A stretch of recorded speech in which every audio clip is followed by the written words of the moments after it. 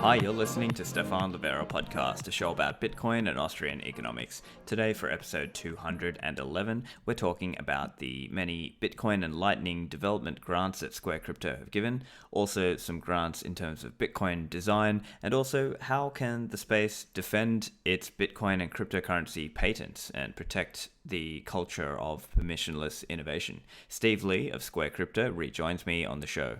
This show is brought to you by swanbitcoin.com, the best place to auto-stack your Bitcoin in the US with incredibly easy setup and low fees. I personally appreciate that Swan is Bitcoin only and is dedicated to Bitcoin education. Go to swanbitcoin.com/Livera to get $10 of free Bitcoin when you start stacking with Swan. And Swan has some news to share. They've had massive demand for daily buys since the day they launched the service. One of the big positives of regular recurring buys is smoothing out price volatility. So buying daily will catch those dips even better than buying weekly. There are a limited number of spots in the Swan Daily Buys beta. So head over to swanbitcoin.com/dailybuys to get into the beta. That's swanbitcoin.com/dailybuys.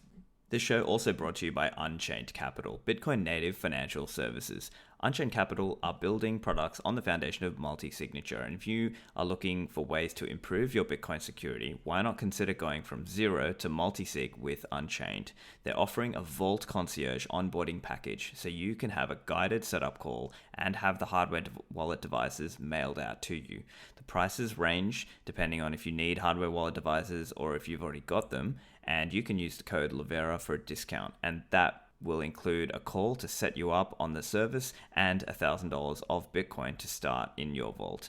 Unchained Capital also offer a range of open source contributions into the space, such as Caravan, which is an open source multi-signature coordinator. So you can go and check that out. Also, go to unchained-capital.com to find out more. Next is CipherSafe, producing the Cipher Wheel. Have you backed up your seed? So when you set up your hardware wallet or other wallets, you write down that 12 or 24 word BIP39 seed. Well, make sure that's backed up in a way that's fireproof, waterproof, rustproof, pet-proof, and tamper-evident. The Cipher Wheel comes in a wheel shape, and you can slide it around, and it masks the words of your actual seed, and you receive some tiles, and essentially you slide in 4 letters per word.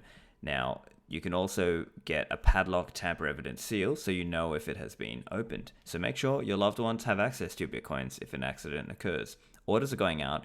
Go and get yours at cyphersafe.io. Use the code Livera for 10% off. And finally, Nox is a Bitcoin custodian dedicated to ensuring their insurance protection covers the full value of their customers' assets. For example, suppose a fiduciary wants to hold $250 million of Bitcoin with Nox. Nox will seek to obtain $250 million of insurance dedicated exclusively to that account and adjustable to volatility. No fractional coverage or narrow scope. Insurance for what it's worth. A tool to transfer risk.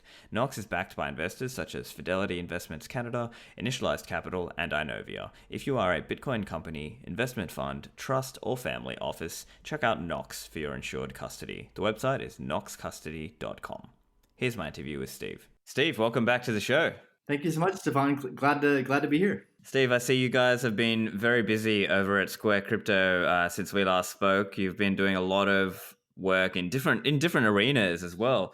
You've got the grants going, design, and this crypto patent stuff. So tell us a little bit about what you've been doing over the last few months. Yeah, I think it's been about a little less than 8 months since we last chatted, and it's been a busy 2020 for us.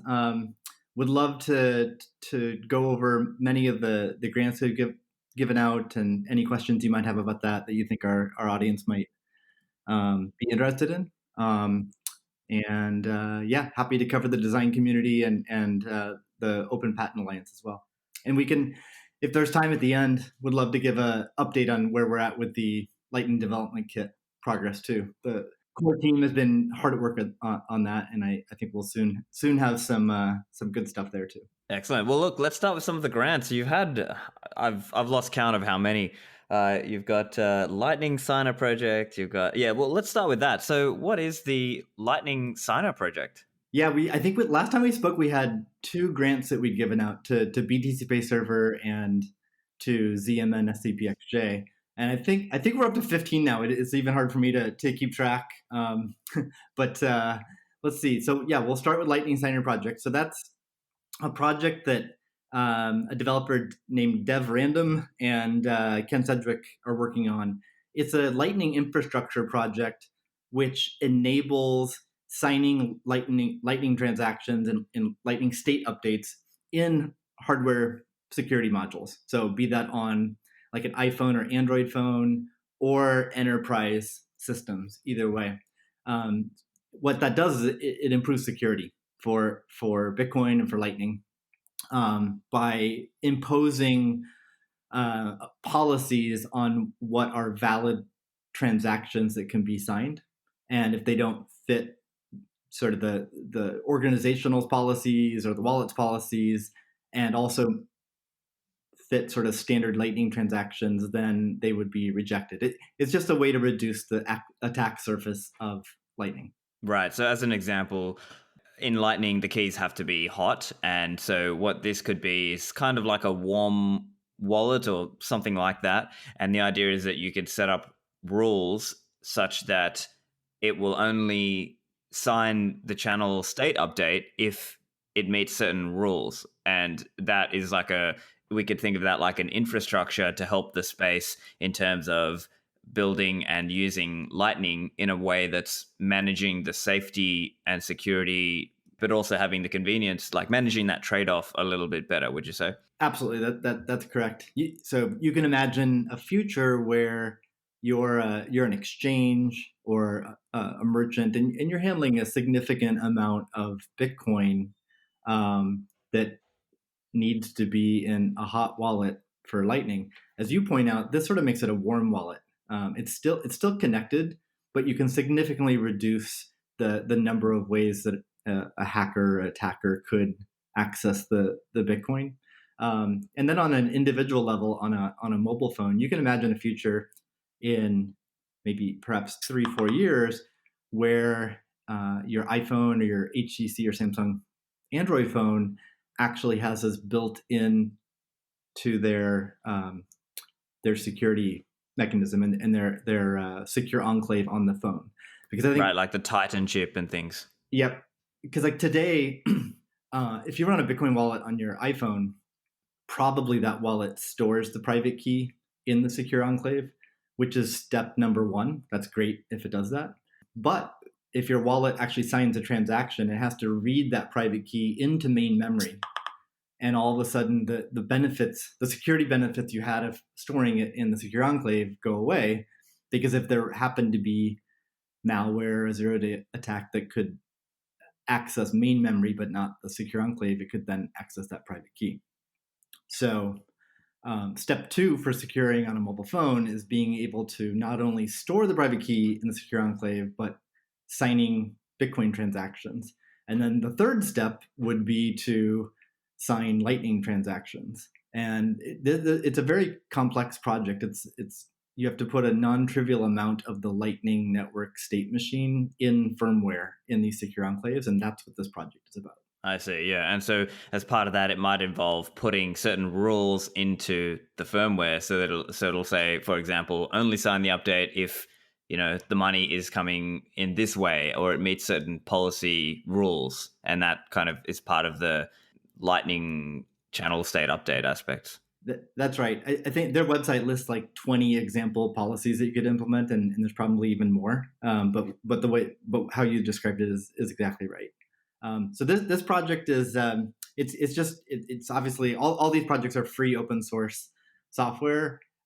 This is not tied. This project is not tied to any particular Lightning implementation. This should benefit the overall ecosystem, whether someone's running LND or C Lightning or LDK. So we're excited about this infrastructure project. Yeah.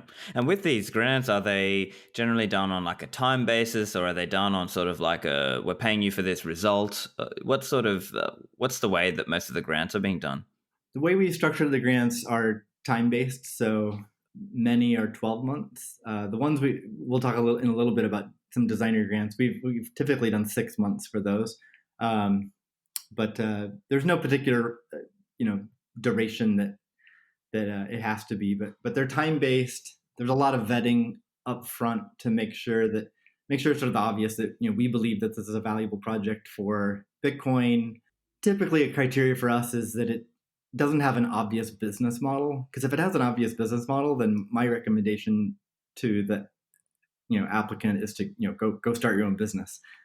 We want to fund high impact, valuable projects that don't necessarily have a business model and are often underinvested because of that. We look at, of course, do we think the person or team can execute on it and make it happen? And the last criteria, which is the least obvious, is that we want to make sure that they can sort of be their own boss, because I don't manage any of the grantees. No one at Square does, or Square Crypto.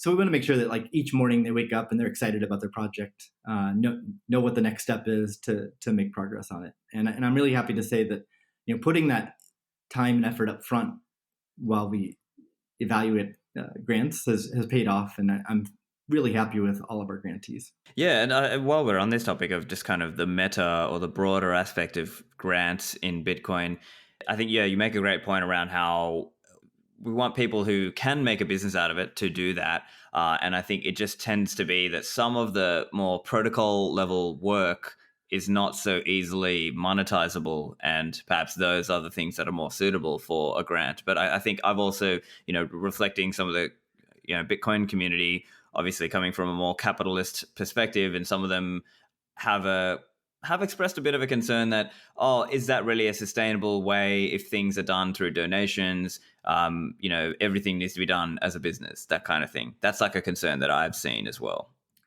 Yeah, I mean, I think it's a fair concern, and it merits discussion. I feel fortunate to be at Square, and that Square, gives Square Crypto a budget to do this type of investment. I hope it lasts indefinitely. I'm really encouraged this year at the number of other organizations and companies that are now doing the same, very similar types of funding, like OKCoin and BitMEX and Kraken, Bitseed. Just many organizations are doing the same thing. So I think that's the trend is positive. But yeah, having said that, anytime there's an opportunity where there is a natural business model that allows for that organization to be consistent in terms of Bitcoin principles and keeping, just staying true to Bitcoin, I think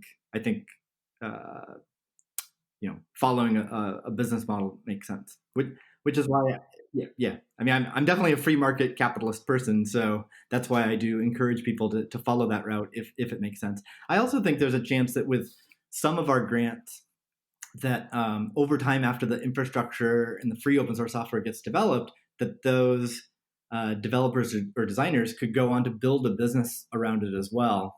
And we're perfectly comfortable with that as well. I see, yeah. And I guess that then it reminds me very much of something like, say, the Red Hat model. So some of these grantees might develop some of this technology and then be the one to go and consult out to an exchange and say, hey, I'll consult with you to help you set up your Lightning signing module to help your security. And that could be a consulting revenue for them also.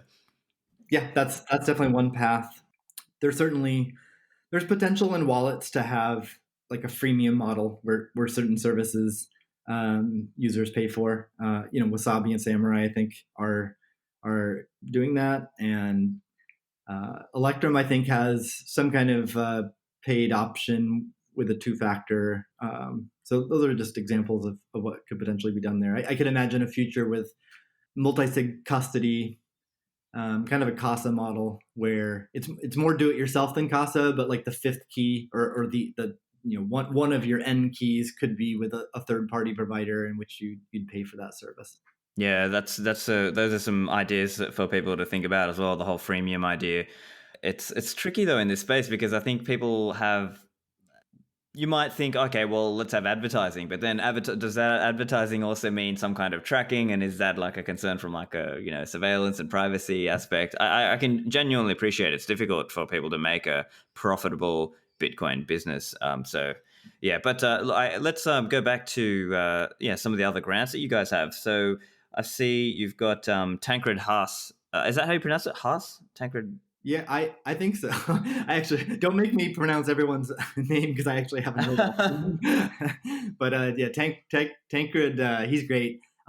He started maybe 6 months or so ago on his grant, and what he wanted to work on really resonated with us in that he's very focused on improving the user experience for mobile wallets, and especially for new users. Like, he would love to just increase the conversion rate of people who do a first time buy on like Coinbase or Cash App, or name your favorite exchange, and getting them to move into a self custodial model. And certainly a big barrier today with most wallets is that the first step you have to do when you install the wallet is write down 24 words and then type them back in.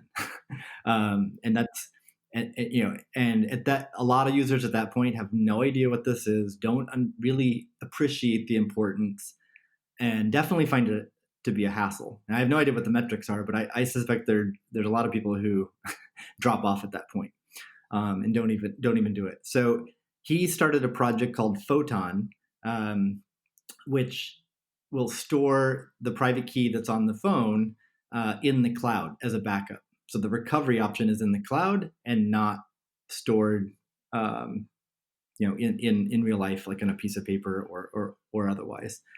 And your initial reaction to that might be, but security. You don't want to store your private key in the cloud. And while that's certainly, I think, the right frame of mind if you're storing a substantial amount of Bitcoin, if you are a brand new user and bought like $50 or $100 worth of Bitcoin, or if it's your spending wallet and you have something like the amount of money you'd have in your billfold or your purse, then I think the UX security trade-off for this project makes tremendous sense, because there actually are a number of security measures he's taken in the project.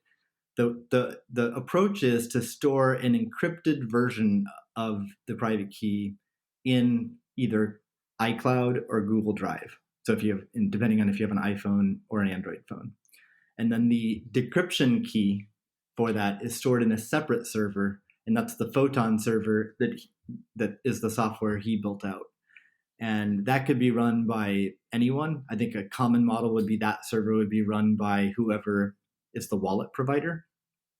And what protects that, the Photon library has a number of ways to authenticate, to access your decryption key.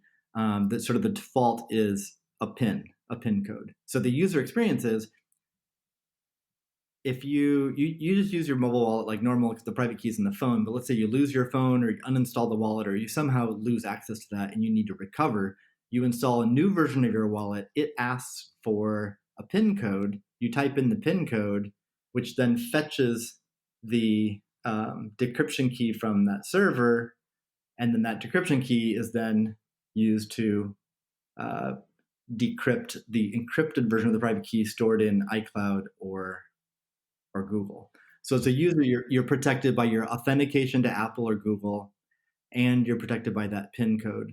And the PIN code in the server that serves up the decryption key also is rate limited, so that you can only request so many PIN code tries per, I forget if it's per hour or per week, until it throttles that.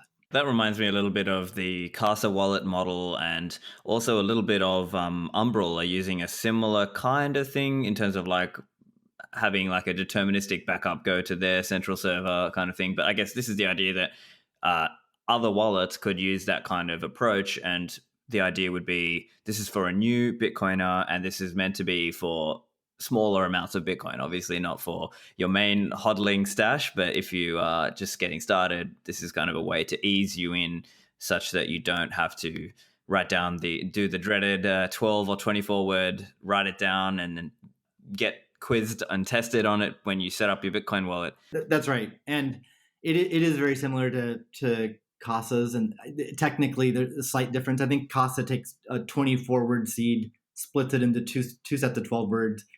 One set is one of the set of the 12 words is stored on Casa's server, and the other 12 is in Apple or Google. I don't even know which is more secure or less, but I think they're roughly equivalent. But the big difference is that Photon is structured as a library, like part of a software development kit that would allow any wallet to integrate it. So the future I'm looking forward to is that in a few years it would be odd to not have uh, a wallet that's intended for new users or spending wallet that doesn't have this type of functionality. And actually, just a few days ago, blockchain.com announced cloud backups with their wallet, which is an interesting direction. I glanced at their UX. For them, I don't know if they have the same, if they get really the same user experience win, because they still require you to do a 12-word backup.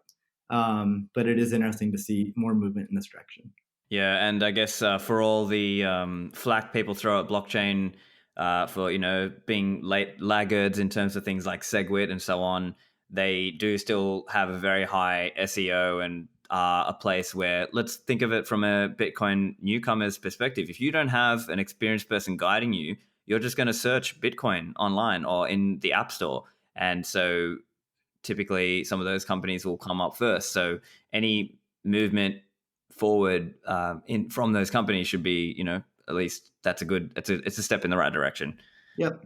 The last thing I'd say on the Photon project is that it's not only a library that wallets can choose to integrate, but it's parameterized in the sense it's as a wallet developer, you can choose different UX security options. So, for example, the wallet might monitor what the balance is in the wallet, and if it exceeds a certain threshold, the wallet can then warn the user, "Hey, you've exceeded this threshold. You might want to take more security precautions."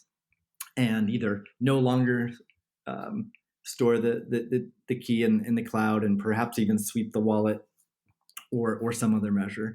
And also things like the PIN code, it's a variable number of digits, so the wallet can choose or even the user could choose. And there's other two-factor options that Photon Library has built in, including email and phone number, in case you forget your PIN, or the wallet could even choose to require both a PIN and like an email authentication. So there's a lot of different options that different wallets will choose. Yeah, so hopefully we see that kind of model in terms of Bitcoin wallets. Maybe they can integrate that as a future feature or future possibility, or new wallets coming down the pike in a couple of years. Maybe they will start with that kind of approach as a way to ease the new coiner in. So let's chat a little bit about the next one. We've got John Attack. He's doing a lot of Bitcoin Core review and contribution work. Can you tell us a little bit about the process with John? Absolutely, and I believe he was on your show last fall too. Yes, he was. Talking about what it's like to try to get funded, and at the time, I think he'd been contributing to Bitcoin Core for maybe 6 to 8 months at that point, and had yet to secure funding. So I'm very proud to support John and his work on Core. He had a proven track record from last year, and he also has the right, just a great attitude, I think, for Bitcoin Core. He spends a substantial portion of his time doing reviews because he rightly has observed, just like most core contributors, that reviewing PRs is the primary bottleneck on the project. And for a lot of developers, it's not the most fun task to do. I'm not sure if John loves doing it or doesn't, but the bottom line is he does it. He sees it's important, and he does that. So he's done a great job on Core and continues to do so. Yeah, it's interesting that, because I think there's different culture or different motivations around why people develop and contribute. And in some cases, it's more fun to write new code than it is to actually review other people's code and contribute in that broader sense. And I think maybe that's part of the reason why sometimes there's a bit of a bottleneck there in terms of getting review work done, which is actually what helps move things forward in terms of Bitcoin Core's process. Absolutely. And actually, there maybe a month or two ago, there was some discussion on Twitter about, I think it was Bitcoin Magazine or BTC Media created, was it carrot.earn or something like that? They had good intentions to try to incentivize developers to new developers to contribute to Core, and had an incentive mechanism. But the discussion around that was something that can seem good but actually be a burden on that project is a new contributor coming to the project, creating a new PR, which if you're brand new to the project, a new PR is probably going to be relatively lightweight, and not really super substantial, and it just increases the review burden. So the discussion that ensued was really healthy, I think, and a lot of people pointed out that what a new contributor to the core project could do that would be really valuable would be reviewing PRs, adding test cases, and adding documentation. Things like that can be very valuable contributions. You don't have to come up with the next whiz bang crypto change or add a new feature. The real win and the real help to that project would be code reviews. Yeah, and I think that's also a point John has been making himself. Even on the episode he did with me, he was making that point also. So I think that's something that for people who aren't as familiar with open source and development, that's maybe not so well understood point. But hopefully that's kind of the message is coming out with that, and more people are coming around to that idea. Yep. So you've also got Vasil Dimov. I know Vasil has been doing some Bitcoin Core contributions. Can you tell us a little bit about that? Yeah, he has a really extensive career and resume in open source development in general, and the past, I don't know, six or 12 months, he's been contributing to Bitcoin Core. He's really focused on the peer-to-peer part and adding and privacy, and specifically, he wants to add support for Tor v3 to Bitcoin Core, and he's been making great progress. As you know, and probably a lot of your audience knows, contributing to Bitcoin Core can be a lengthy exercise, especially if you're changing consensus code or peer-to-peer code. So it's really nice to see him make progress on the peer-to-peer part. I think I saw John Attack tweet today that he's running a branch of Vasil's on with Core that is running on Tor v3 now. So it's not yet merged. It's not yet in a release version of Core, but it's starting. It's getting closer and closer to that. And my understanding is that Tor v2 support is being deprecated as of next summer, and so there actually is some urgency to getting this change into Bitcoin Core. Right. So the implication would be, so I think it's like July 2021 from what I've heard. And so the implication might be that if Tor v2 is deprecated and we don't have Tor v3 support in Bitcoin Core, then that may be more doxing in terms of the privacy for a user who wants to be able to interact with Bitcoin through Tor only. They might now have to actually, I mean, there's probably other little workarounds they could do, but it's not going to be very practical for most people. And it would be just far simpler if they could just use Tor v3 with Bitcoin Core. That's my understanding of it. But is that in line with what your understanding is?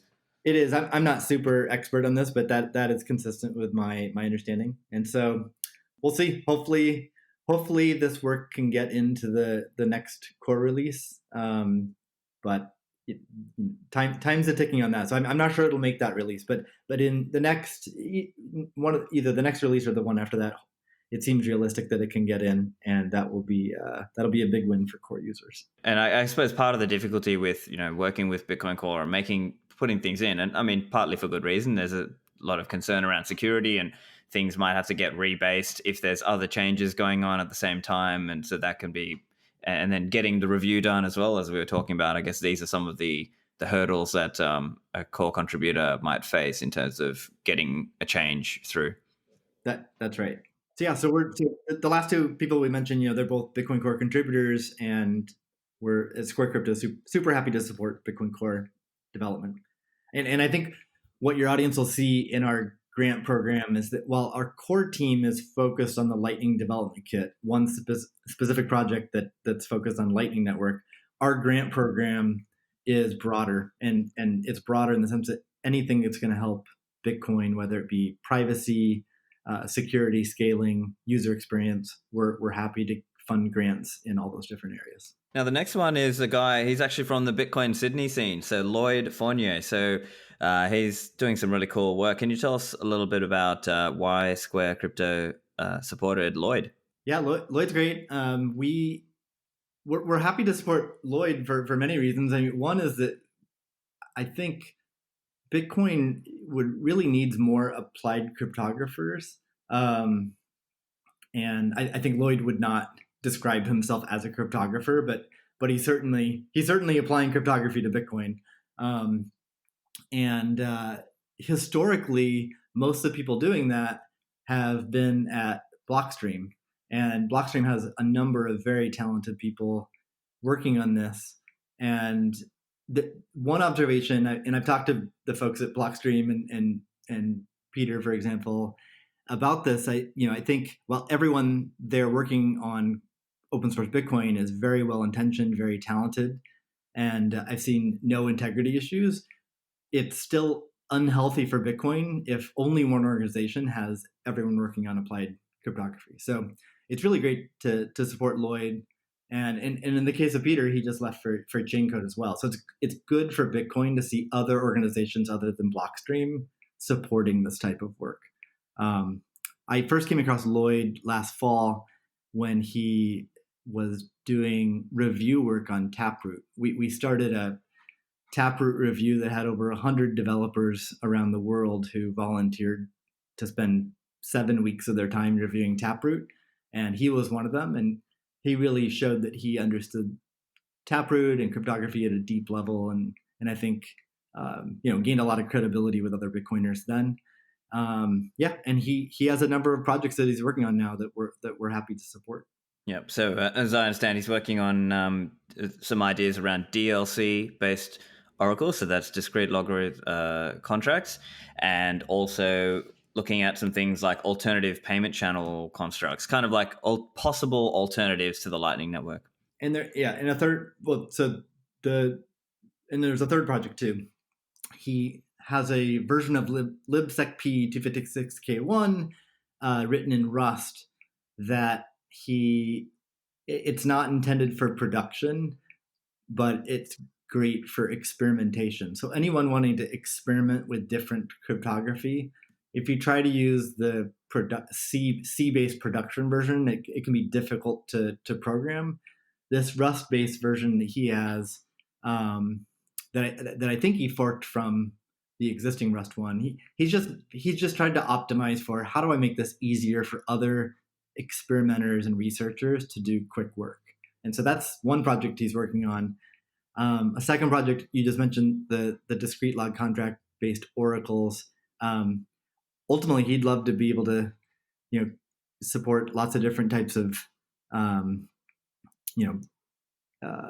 betting and different smart contracts using DLCs. So he's doing some infrastructure work there. I believe he helped out with a 2020 presidential election bet between Nicolas Dorier and I think Chris Stewart's on the other side of that. But a bunch of folks are working on that. I think it's on chain now, and I think Lloyd helped with that too. The third project is, as you mentioned, a new payment channel construct.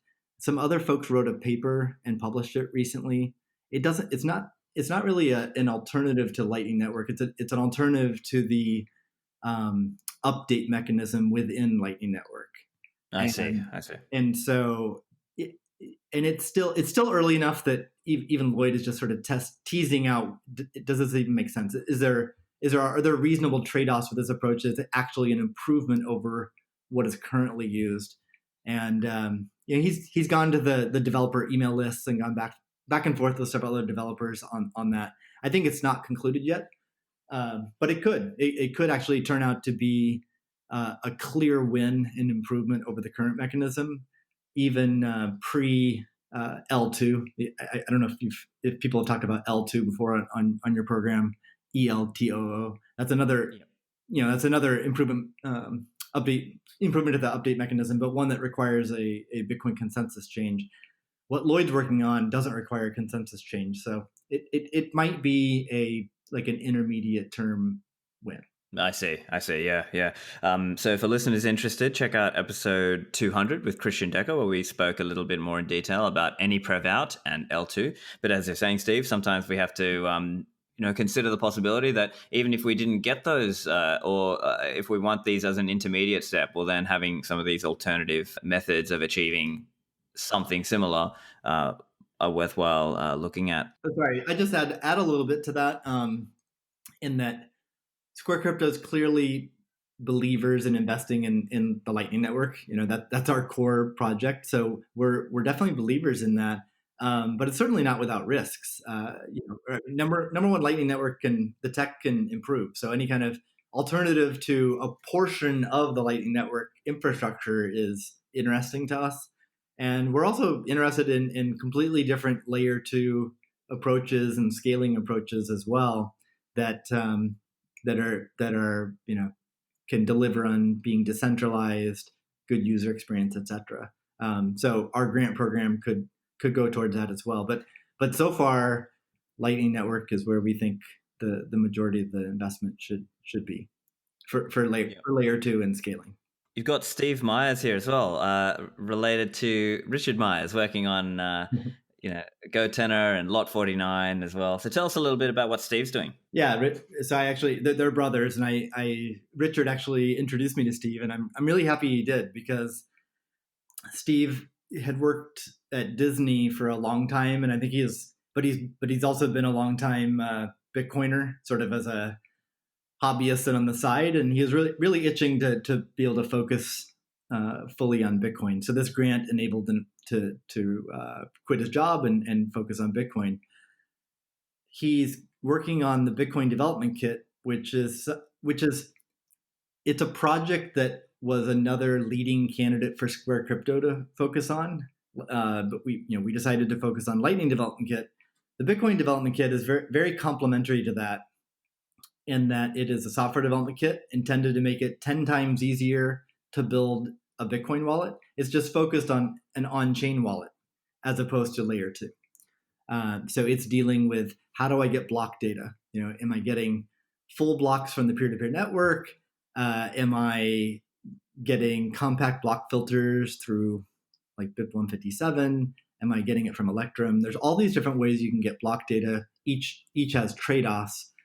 And as a wallet developer, there's really no great open source library or development kit you can use to do that, as well as do things like coin selection and key store and all the different things that a wallet has to do.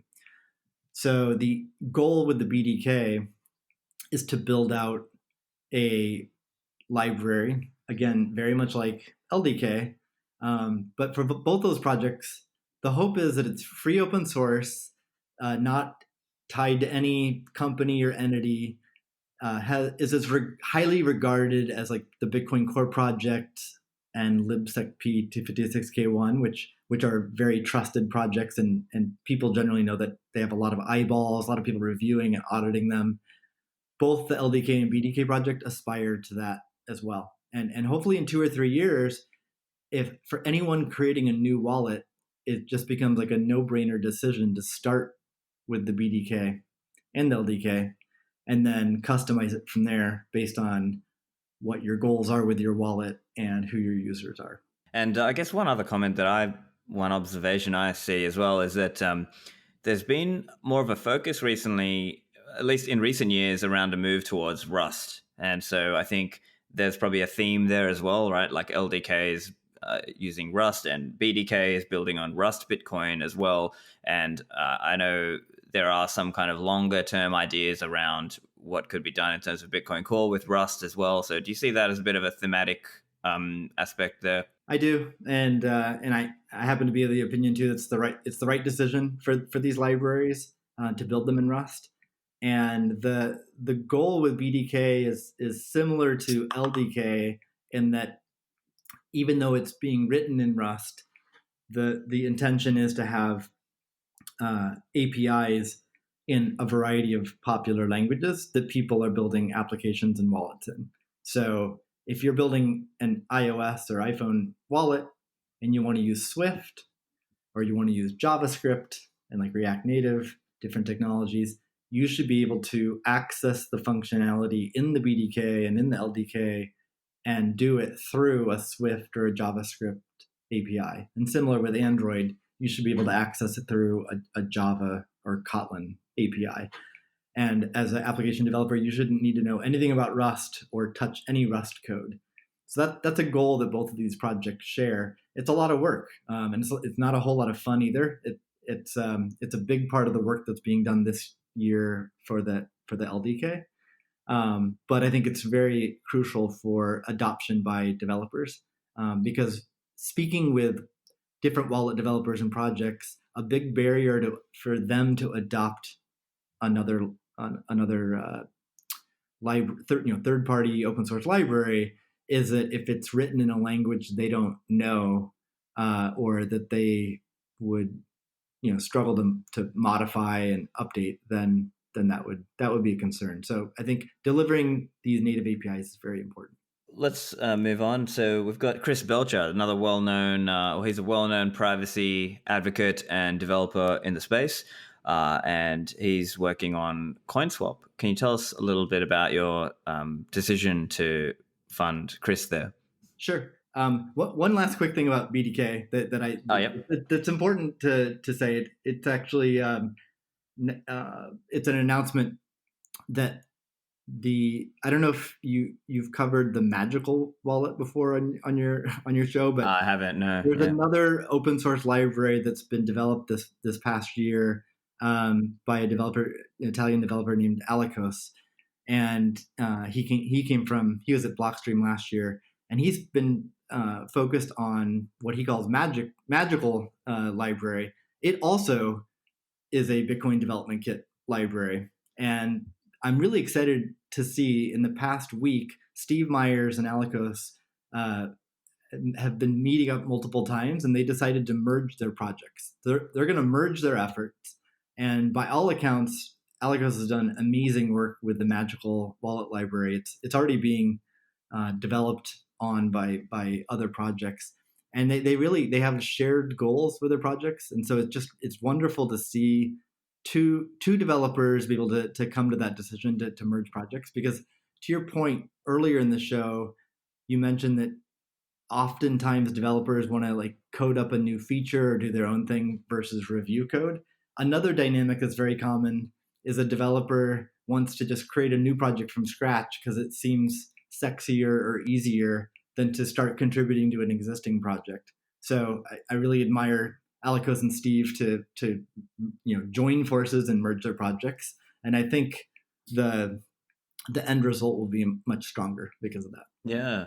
Actually, just on this, while we're on this topic, my understanding is I haven't looked into it in a lot of detail, but as I understand the Magical Bitcoin wallet, one of the ideas is it's very like supportive of miniscript, and that might have some important implications in terms of people being able to have better like policy in terms of like the Bitcoin scripting. It requires them to be less advanced in terms of that, because as I understand, it helps them try to write the code in a way that's a bit easier for them to kind of, and this is like a thing within Bitcoin Core, and I know Andrew Polster is big on this as well.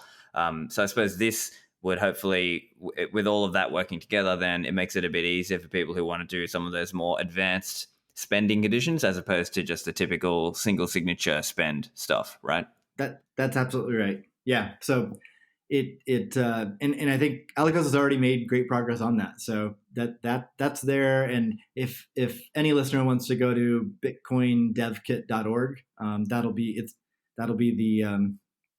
the website for this project.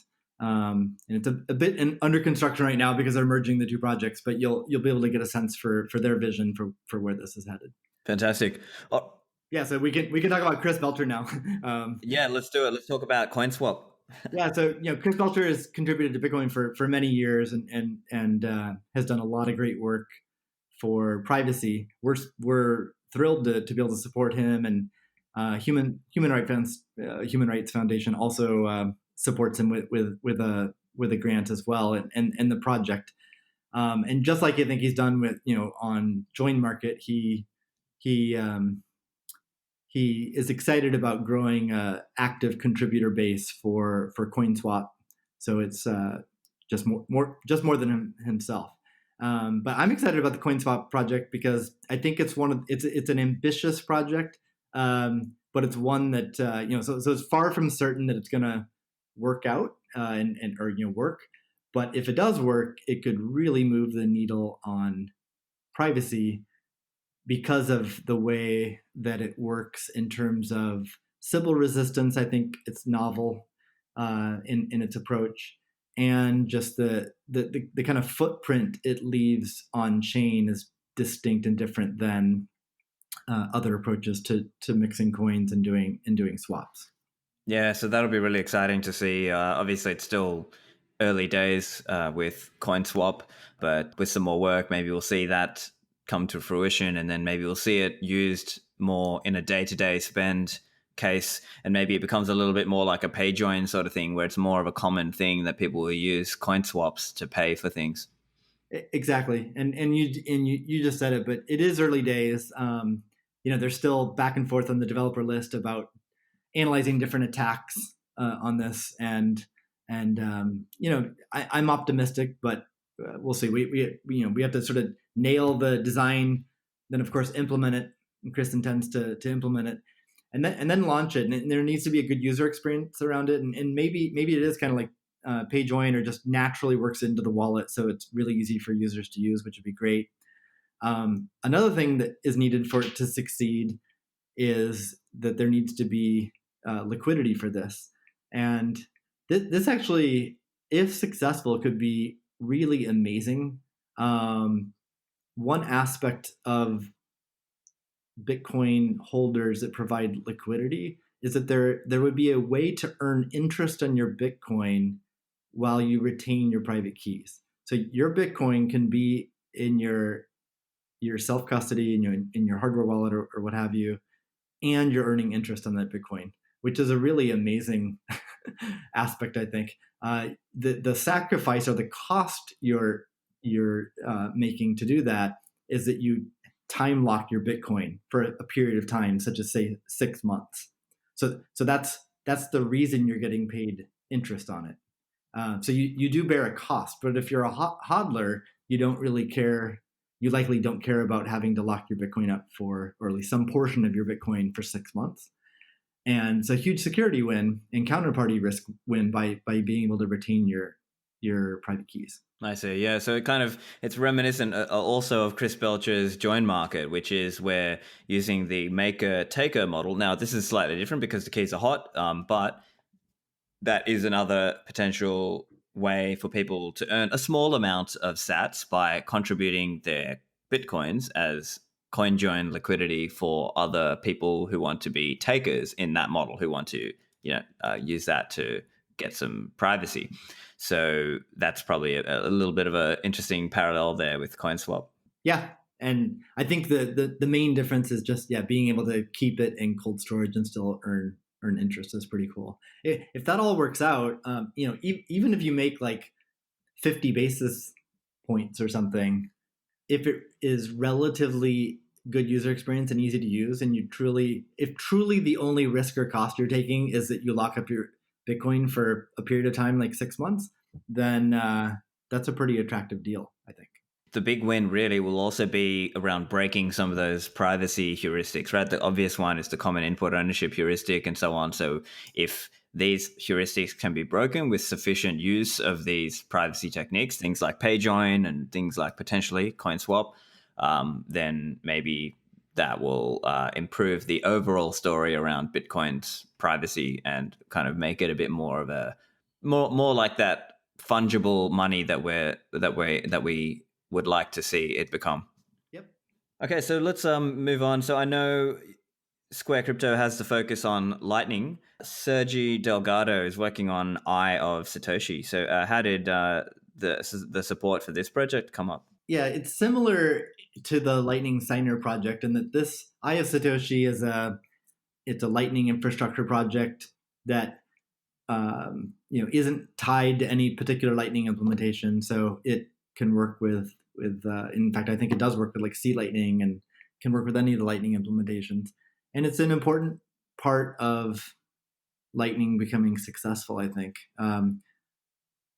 For Lightning to be used by mobile phones, it currently looks like third-party watchtowers are going to be, or I shouldn't say third party, but really a watchtower, whether you're running it from your home server or it's a third party.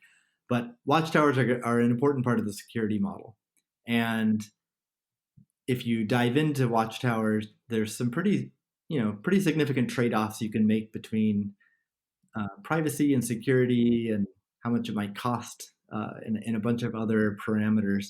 So I think it's important to have, number one, a free open source version that anyone can use, and number two, to have a healthy market of different watchtowers that are running that make those different trade-offs so that users have good choices.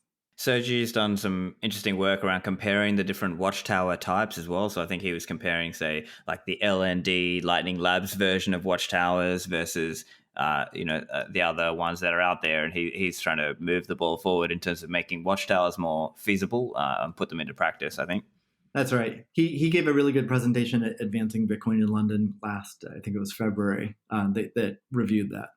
Yeah, so we're really happy to support that project too, and his work on Eye of Satoshi. Fantastic. So let's talk a little bit about design. So this has also been a focus of Square Crypto. So can you tell us a little bit about why you're focusing on this and what are some of the projects that you are advancing in this area? Yeah, from the beginning of Square Crypto, we felt that design is very important and that it's also very underfunded and mostly non-existent in open source. A lot of the design that we do see in Bitcoin comes from companies, but very little in open source. And so a year ago, we announced that we were seeking a full-time designer to join the Square Crypto team to sort of lead the charge on this. And over the ensuing 9 months or so, we talked to around 70 different designers from around the world, none of whom we hired for that job. And it wasn't because we didn't meet amazing people. We met many amazing people, very talented, just none of them checked all the boxes we were looking for. So we took a step back last April or May and asked ourselves, is there another way to approach this? And what we realized is that we've met dozens of talented people who are principal Bitcoiners who want to contribute to open source Bitcoin.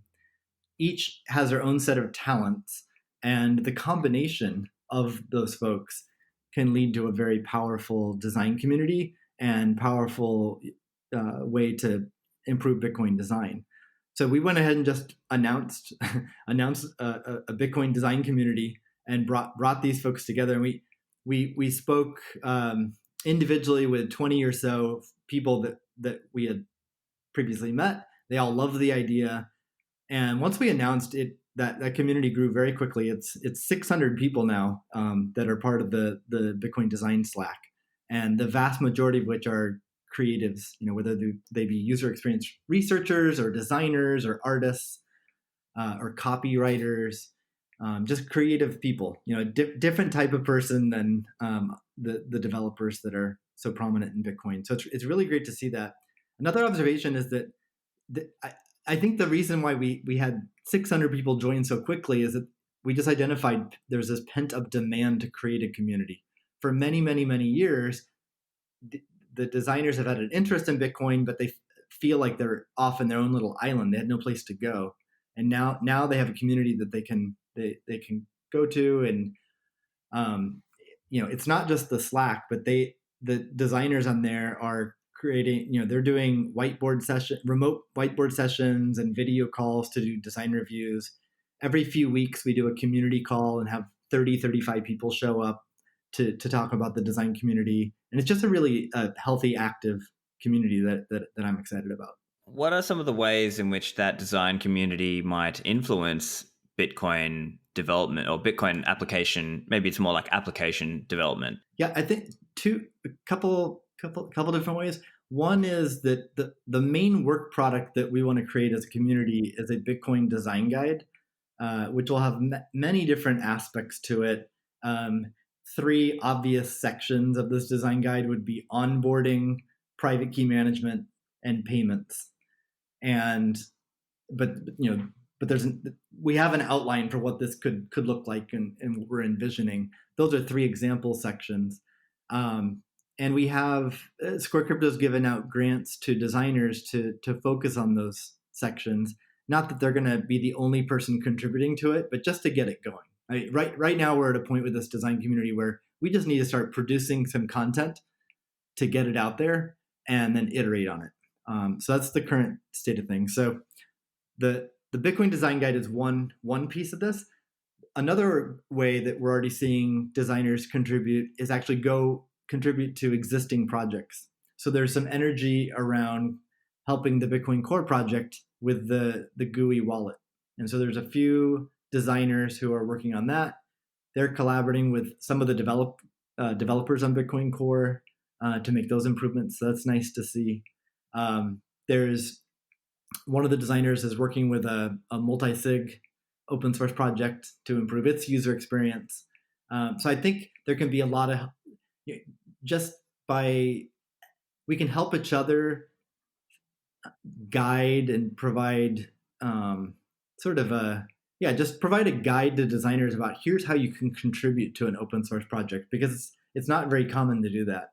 And if we can create those bridges and get designers helping different open source projects, it'll not only improve those individual projects, but the learnings from that can be fed back into the Bitcoin design guide. Excellent. I like the idea about focusing on existing well-known wallets, whether they are, Bitcoin Core or maybe like Electrum or some of these other projects that are already out there and existing. They could do with some design expertise. And so you've got a few people who you've given some grants to. You've got Jamal, is it Jamal Montasa, and Project Horizon. So what's Project Horizon? Yeah, so I'm really excited about Jamal's project because it's the first user experience research grant that we've given out. So we're sort of green at this. We do, we're going to learn, but we do value user experience research, and he's going to take a look at Bitcoin Core and full node users, as well as people who don't use it, and to understand why they don't use it, and just explore a bunch of questions that we have around full node and Bitcoin Core usage. And we've reached out and spoken to several longtime Bitcoin Core developers to get their input into this process. And the hope with the final result of this is to gain some insights that can just provide some direction and guidance for future development on the existing Bitcoin Core wallet, as well as any future wallets that might want to have a full node aspect of their wallet. Should be able to derive insights from this research project. Yeah, that's a tough one because it's like people get turned off by having to, let's say, store, was it 320 gigs or roughly that amount that the Bitcoin blockchain is now. And there might be people who, they don't necessarily have an always on computer. So I guess these are some of the difficulties that people have to try and design for. Yeah, I just like to get some data and better understand where what's people's awareness even of Bitcoin Core in a full node. Like, how many people? It can be easy to get caught up into Bitcoin Twitter and think that everyone knows about this stuff, but of course, it's quite reasonable that a large percentage of people buying on Cash App and Coinbase have never even heard of Bitcoin Core and don't even know about it. Don't even know about the benefits of running your own full node. And so if we have some data that suggests that would be good to know, because it can suggest where we can spend more time on, whether it's coding or design or marketing or awareness, etc. For those that are aware of Bitcoin Core, understanding their pain points. Like, did they give up because of the long initial sync or the resource requirements, or did they give up because it sounds intimidating? I actually think there might be a large population of people that have heard of Bitcoin Core and they don't even try to use it because they're intimidated, and they might, if they actually tried to download it and run it, they might find that it's not as hard as they might have thought. So there's all these open questions, and hopefully this project can provide some data as well as qualitative research too, just getting quotes from users and sort of understanding the emotional aspect of using it too. Excellent. I think that that makes a lot of sense, and I think you make a really good point around the intimidation point. And yeah, I guess it kind of comes to if someone's a casual Bitcoiner versus the hardcore Bitcoiner. But let's talk a little bit about some of your other design grant recipients. So you've got Christoph Ono. Yeah, so Christoph's great. He's doing a number of things, and first and foremost, he is doing a really great job at helping the design community get organized. And as you can imagine, a newly announced community that has 600 people sign up right away and join Slack. It was pretty chaotic at the start, and now a lot of that initial chaos has died down, but you still have dozens of active people that are contributing and hundreds who are interested in staying on top of things and knowing what's going on. And it needs some organization, needs some leadership, but this is a decentralized community, and I really try to emphasize that. And I've been really happy so far with the rest of the community recognizing that this is Bitcoin design, and it's decentralized. I'm not, even though I kickstarted this and Square Crypto kickstarted it, this is not a Square Crypto or Steve thing. So Christoph has really helped shoulder a lot of the load of organizing and what I call decentralized leadership in the community. He's also contributing to one section of the Bitcoin Design Guide, which is the Getting Started section, and that's getting started for designers, because there's a lot of designers who are going to be new to Bitcoin and new to open source, and so that part of the guide is just to help them, bring them up to speed so that they can utilize their talents on open source Bitcoin design. And the third area that Christoph is contributing is he wants to contribute to directly to an open source product, and he's interested in multi-sig, so he's looking at that. Yeah, there's a lot of contributions and a lot of people you've been supporting as well. It sounds really interesting to see the different directions and ways you contribute in this kind of crazy open source decentralized way with no top down leader. It's just kind of people form a project and then see whoever else wants to join, and then but I guess the downside could also be there might be a lot of duplicated or quote unquote wasted effort, and it's about how do you efficiently leverage things that are already out there as opposed to creating the wheel over and over. Yeah, although I think that can be addressed fairly easily in a decentralized way. Certainly from like Square Crypto's investments, like where we place our funding, we wouldn't want to create duplicate projects in that fund. Yeah, of course. And then, yeah. that's sort of obvious, but even if it's, anytime I see duplicate effort in the space, I'll reach out and just chat with folks, and just mentioning it, presenting the option to them that, hey, maybe you can join forces, or maybe you should chat with so and so. They're working on something similar. And what I've seen is just like everyone's like positive and welcoming around that. And yeah, people chat with each other. So I think generally people have the right intentions. It's typically just the lack of awareness of what other folks are working on. So, that's why I sort of that's a role I like to play, and I'd love to see other people, and there are several other people in Bitcoin who play a similar role, which is really just sort of like decentralized coordinator almost for different efforts. Yeah, that's a cool idea. Yes, and you've got a few other people with design grant as well. Look, we should chat about some of them. So I've seen an interesting one, Thor Bjorn Koenig, working on like visual, verbal, and musical ways to memorize seeds. That's certainly very different. Yeah, this project's definitely a bit out there and risky, but I think it's super interesting. I think we can all agree that private key management is both super critical to Bitcoin's success and really hard to do in a secure way where you don't have your keys stolen or lost. And I think most of the investment so far in improving that has been from a cryptographer perspective, which is obviously a very important perspective to improve things. But there's been much less innovation and research around things like Thor is focusing on, which is are there other means to memorize a portion or all of your private key? And so he's exploring like music and 3D shapes and all kinds of different things, which sound a bit crazy, and certainly some people's initial instincts and concerns, which I'd like to address. Number one, I don't think Thor or myself would be an advocate for a brain wallet only approach to your to your private keys.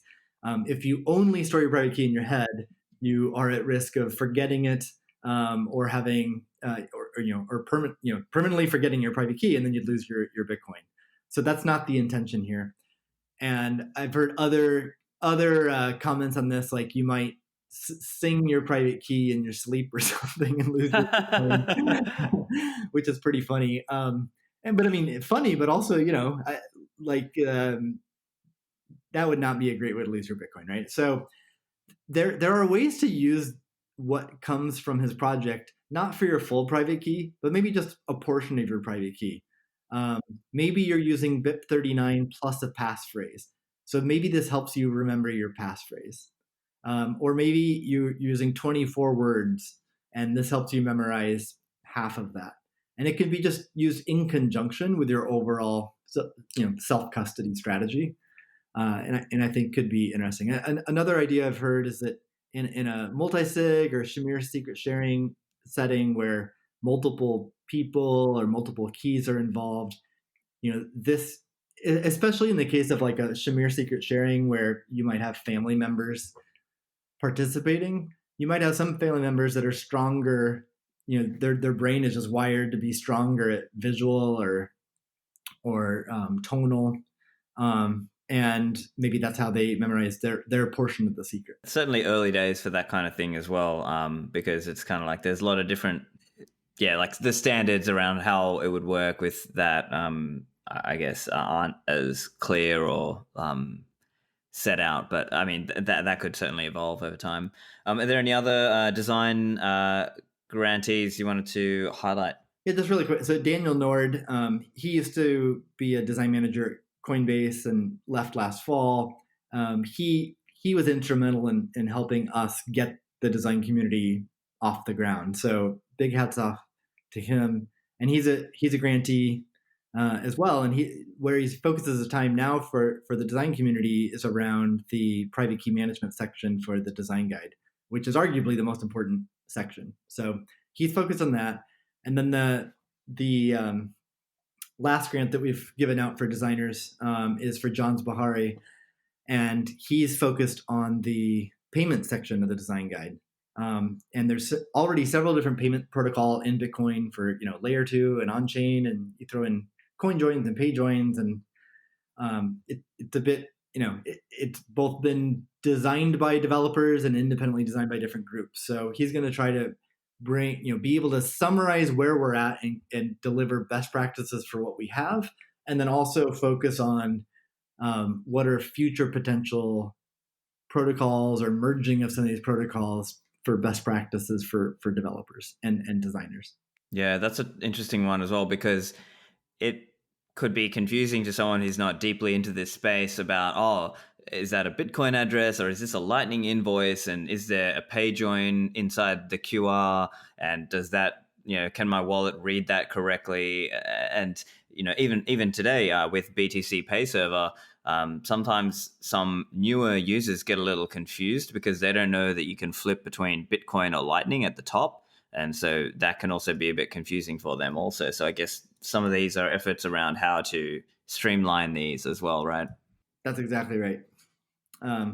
So we've given out 5 designer grants. There'll probably be a few more this fall, and we welcome other companies to see the value in supporting open source design. and to do funding as well. So it's not just from Square Crypto. I think it'll become more and more evident once we have a design guide for people to see, and then ultimately, again, what I'm imagining in a couple of years is that there's going to be the LDK, the BDK, in this design guide, and those three will probably be merged into one package. And if you are wanting to create a new wallet or application, you just download this package, and it helps your whole team, both the design team and the developer team, to build a new Bitcoin application much more rapidly. Instead of doing everything from scratch, you're just focused on what you want to optimize for, and it goes from like a year-long project to get a V1 out to being like in a weekend you could have something out there ready for feedback and testing from users. Certainly a cool vision to be building towards. Also, while we've got you here, Steve, we've got to chat about the new Square Crypto patent, or Copa. So can you just give us an overview? What is Copa? Yeah, so really excited to see this introduced. It's an open patent alliance, and the intention is to create a defensive patent shield for developers, open source projects, or companies in the space to help protect them and protect the foundational cryptocurrency technologies that everyone's building upon. There's what the situation we want to avoid is where technology goes into open source software, let's say, like the Bitcoin core, or the Bitcoin consensus protocol or Lightning protocol, and then in the future have a patent troll or patent aggressor assert their patents against that. And I think it's one reaction from Bitcoiners is like, well, too bad, Bitcoin's decentralized. Who are you going to sue? However, companies can be sued. And while Bitcoin will survive without this company or that company, or even all companies, it certainly would decelerate the adoption of Bitcoin. I'm certainly a believer that healthy, productive companies in the space have improved the user experience and have accelerated the adoption of Bitcoin. So it would be bad for Bitcoin to have that disrupted. And to whatever extent there's risk in even individual developers being sued, which would be highly unfortunate, this could provide protection for those developers as well. And some of the feedback I saw was why crypto and not Bitcoin?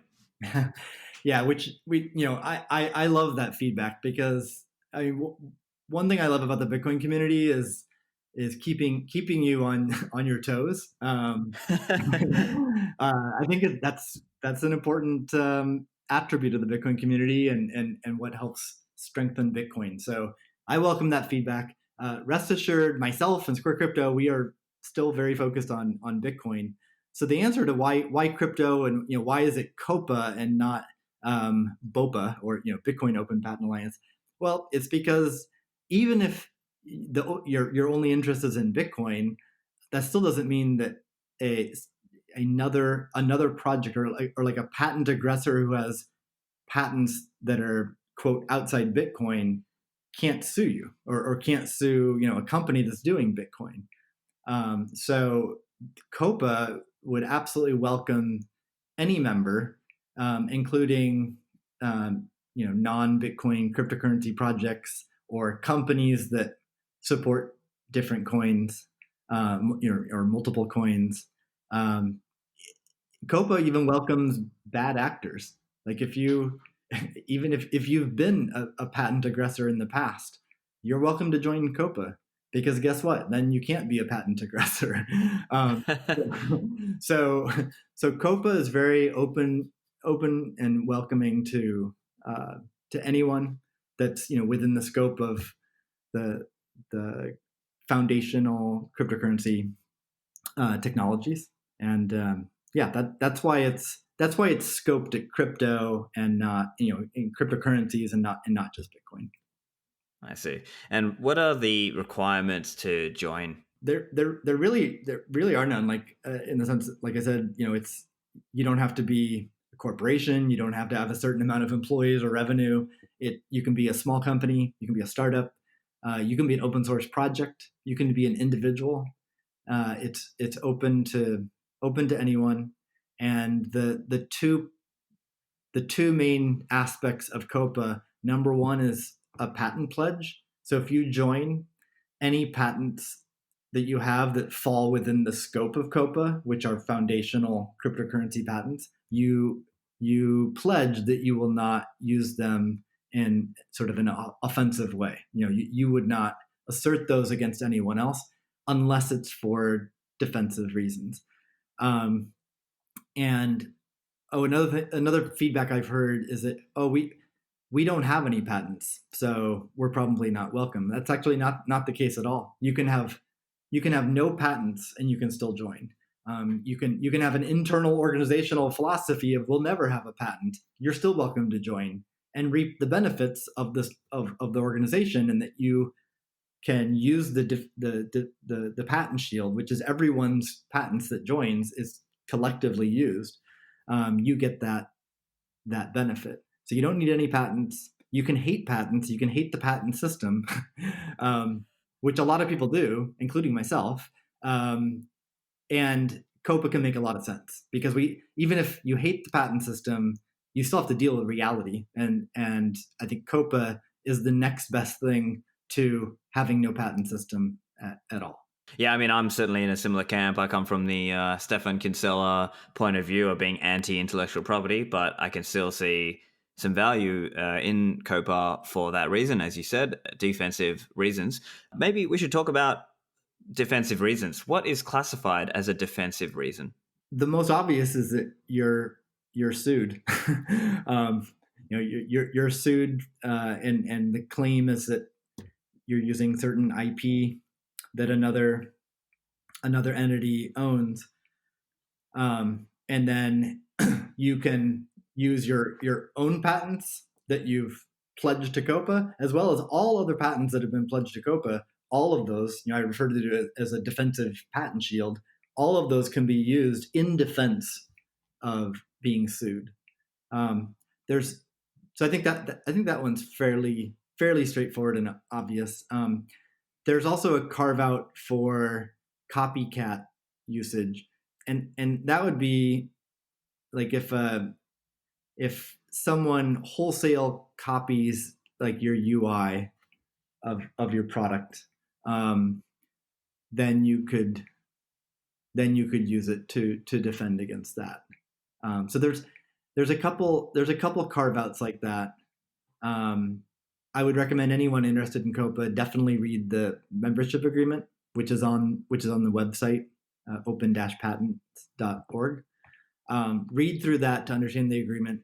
It is fairly complicated because it's a challenge, and the lawyers and the team at Square that put this together had a huge challenge, and I think they've struck the right balance, because you need to make it attractive enough that entities with patents will join, but also it needs to uphold the whole intention and purpose of Copa, which is this patent pledge and creating a defensive patent shield. So I think the right balance has been struck.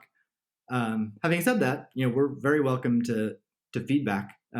This is just to emphasize, this is not a Square centric initiative. Copa is a separate entity. It's a nonprofit entity. It's intended to be independent and fair for all Bitcoin and cryptocurrency companies and projects. So we want to get this right. So if people see ways to improve the membership agreement, we're happy to, we're listening, and we're happy to modify that if it makes sense.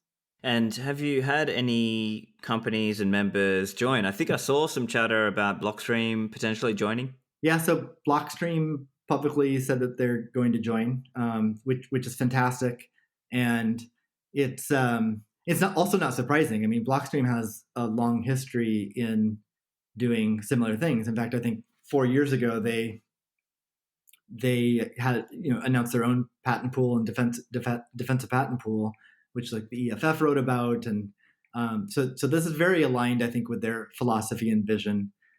So we're very happy to have Blockstream planning to join Copa. I'm also really happy. Several, not so, but many major companies in cryptocurrency have already responded and reached out expressing interest. They haven't committed yet, so I don't want to share their names, but it's very encouraging. So I think there's a good chance that we will see a lot of major cryptocurrency companies join, and for startups to every company, every organization will need to evaluate this on their for them if it makes sense for them. But I think as a startup, it really can be beneficial because you are kind of a sitting duck as a small startup that does not have a lot of resources, because a patent troll, one strategy for a patent troll is you don't start with the or the 800-pound gorilla. You start with the smaller folks who can't defend themselves, and you rack up legal win after legal win, and it helps build your case so that then you can go after the larger organizations with more money. And so I sort of fear for startups that they're sitting ducks. So I think Copa can make a lot of sense for a startup as well. And then I'll be interested to see reaction from open source projects and developers as well, whether they find this compelling enough to join. And also, it's an interesting world with all the patents, and it's almost like you need a war chest. And so, some of the big companies like Apple and Google and Samsung obviously are big enough. They've got their own war chest. And so, anyone who wants to go to war, they kind of have the funding and their own patents to kind of use in defense. Where I think to the point you were making, it's that it can make it difficult for an upstart or a small competitor to try and compete in that world because, well, arguably there's been kind of a centralization that has been driven by intellectual property laws. And so this is potentially one way that the industry can allow for the creation of newer projects and actually permit more innovation. Yeah, and that's actually a big reason I'm not a fan of the patent system. I saw firsthand up close at Google how this works. So Google, of course, once was a startup, and Google had a philosophy of, you know, of not being a patent aggressor and not even really caring about filing patents. Like, who cares? Like, let's just build great products and great software and deliver that to users and build a business. And that was Google's focus, which is great. And I feel like that mindset is the mindset of many people in crypto companies and working on open source software as well. But then comes a day when your company is making enough money that it becomes a target for patent aggressors and patent trolls, and or other just aggressive companies. And then all of a sudden you realize, oh, I need this war chest. And so you start doing things like buying Motorola for billions of dollars and creating an internal machine to create patents. And I was part of that machine at Google. I think I had something like 25 or 30 patents in my name at Google, and it was all part of this machine. They create a very efficient machine driven by lawyers that makes it very not require much time by engineers and product managers to create patents at organization, and it allows a large organization to create hundreds and thousands of patents in their war chest, even if that corporation didn't even want to do that. They're sort of just the way the dynamics work out. They're forced to do that. Then they have this war chest, and all of a sudden the patent system is no longer really protecting the little guy, or the lone inventor who doesn't want to be squashed by big companies. The patent system is really not helping that person. Just to make it real for listeners, do you know of any example patents or technology that would go inside Copa? Yeah, so Square has already committed to transferring and pledging all of its crypto patents to Copa. there's 7 to 10 or so that have been identified, just to give a feel for how many.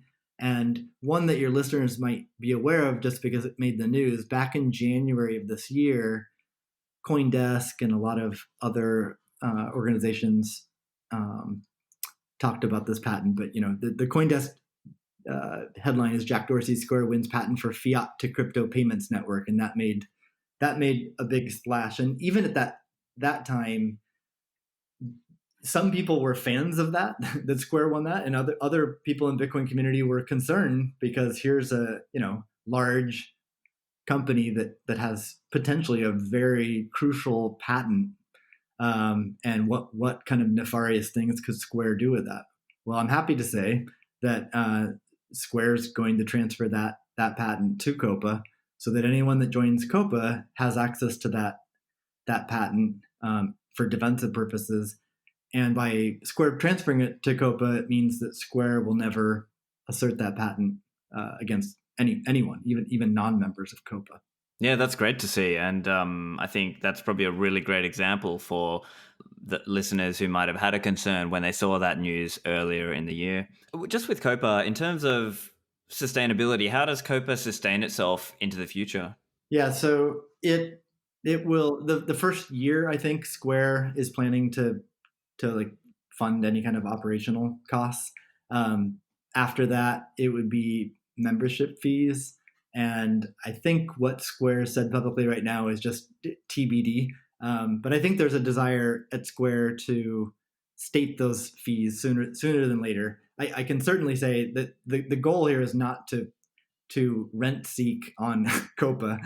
Yep. The Copa does not, like Square and Copa do not want to maximize revenue from membership fees.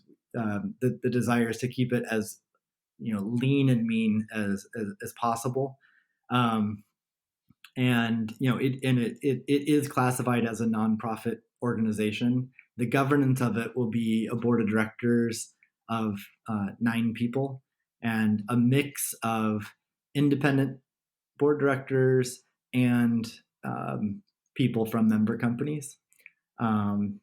So that, and as far, I don't expect operational costs to be that much. Maybe like one full-time person on an ongoing basis who would be probably an IP attorney, but also someone who's just helps with all the operational aspects of Copa. Excellent. And let's also chat a little bit about what the team is doing on LDK. Do you have any updates for us there? Yeah, I can give a quick update. So yeah, in January, we announced that the core team at Square Crypto would focus on Lightning Development Kit. The progress to date, I mentioned earlier in the program, the creating APIs and different programming languages to lower the barriers for developers to use LDK. That has been a major thrust this year. Arik and Matt in particular have done a lot of work to make it so that Swift and JavaScript and Java can be used with LDK. That's one aspect. Another is just a lot of what developers call refactors. It's really just taking the LDK is the engine of the LDK is the Rust Lightning project that Matt Carallo started a couple of years ago. But I think he started that project as sort of a hobby project where he wanted to learn Lightning and he wanted to learn Rust. And his original intention with that project was not to turn it into this production quality, robust piece of software. And so another major thrust this year from the team is turning it into that. And that includes redoing a lot of the code internally, as well as redoing some of the APIs and the touch points where other developers who are the users of LDK would use the LDK. And we've received a lot of feedback too from prospective LDK users that have helped guide us into what the API should look like. So that's the two primary areas that we've done development. There's also been a little bit of feature catch up. So the LDK now is pretty much fully compliant with the Lightning specification, just like the other Lightning implementations. Our goal is by this fall, so in a few months, to have an LDK website where a developer can just download the LDK, and there's a example application that you can build and run, and you have a Lightning node up and running with the LDK, and you don't have to write a line of code. And then from there is where a developer could start customizing. For example, you might want to integrate LDK into your existing Bitcoin wallet to add Lightning functionality. Like the Electrum project would be an example. They ended up having to write their own Lightning implementation. But if somehow magically the LDK existed 2 years ago when they made that decision, they could have just downloaded the LDK, plugged it into Electrum, and used that to add Lightning capabilities. So hopefully starting this fall, we'll start to see more projects begin to experiment and tinker with LDK. Yeah, it's an interesting one there with Electrum, and from my episode chatting with, I actually brought that up with the Electrum guys, and I think in their minds they were more interested in the idea of having it their own, partly because they wanted to have it all in Python, and perhaps they wanted a little bit more control over it for themselves. But potentially, maybe it kind of missed the boat with Electrum, but perhaps in other wallet cases, they may be interested to try using LDK, and maybe there's some other wallets out there that are currently only Bitcoin on chain, and they would like to have a Lightning component as well. So maybe those are potential candidates for further use. Absolutely. I mean, we have a list of over 30 wallets that are interested in using LDK. So I think that there's ample evidence that there's demand. LDK just needs to mature to a point where it's realistic for those projects to integrate it. But we're very optimistic that the software will get used and ultimately just make it way easier to build a wallet and build a great user experience. I guess just turning more broadly with Bitcoin and Lightning, what are you excited for, Steve?